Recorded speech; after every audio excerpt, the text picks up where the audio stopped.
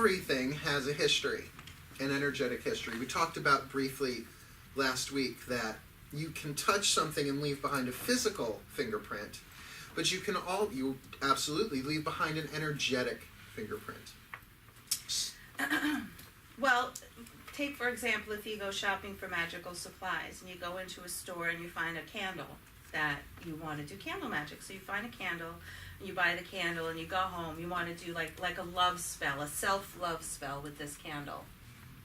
And you take it home and you want to make sure that you cleanse and consecrate it beforehand, because you have to think of the history of the candle from the manufacturer, everyone who touched it during the manufacturing process, who packaged it, who loaded it on the trucks, who brought it to the retail establishment, who then took it off of the trucks and then put it on the shelf, and then everybody who has touched that candle in the store prior to you getting it. All of that energy, that etheric energy is on that candle. So if somebody was having a bad day, or if somebody was going through, an emotional upheaval, that energy can still be lingering on the candle. You don't want that tainting something as important as a self-love spell. Even if they were having a bad day at work. Right. You can change the words to that. I just used removing negativity. You can remove all energy from it. So this way it is a pure, blank slate in order for you to empower, which we're going to be talking about different ways you can do that with a candle.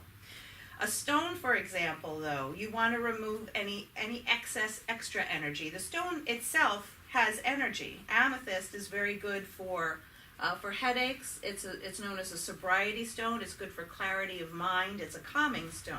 Raises vibration, good for meditation, spirituality, all that sort of stuff. So cleansing and consecrating is not going to neutralize the inherent properties of the stone, but that stone has been here a lot longer than we have on this earth.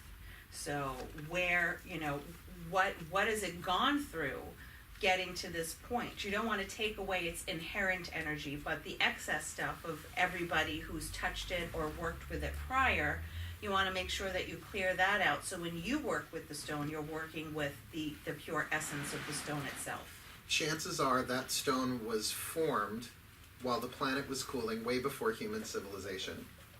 Just to give you context, when you're you're picking out a pretty tumbled rose quartz, just remember how old that thing actually is. And they vary in sizes. Some of them, are just incredible. That Crystal Cave documentary is just amazing. Nat Geo, check it out. It's like they're like the size of skyscrapers, these crystals. It's mind-boggling. Pretty cool. And go down into those Question? caves. You don't want to come out. When you're cleansing and concentrating, but like the power of earth, it's a stone. Could you use a stone? Sure. Sure. Or could you not use it? As you know what, these are external tools that help you tap into the energy of what it is that you're doing.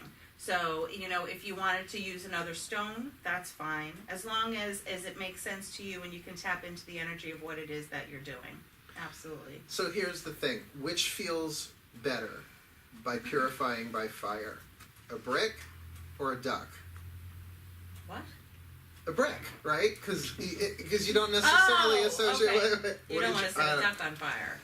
No. If you're purifying by the power of earth, do you want to use a brick or a duck? Oh, yes. I went something sounded similar, right? Okay. Obviously, a brick Don't feels use a more duck. like earth. Then don't use a duck. We'll stick you with the bill. Ah, It's the only duck joke I have. Sorry, it's the only duck joke I use. Thank you, Quacker. Wop, wop. Okay.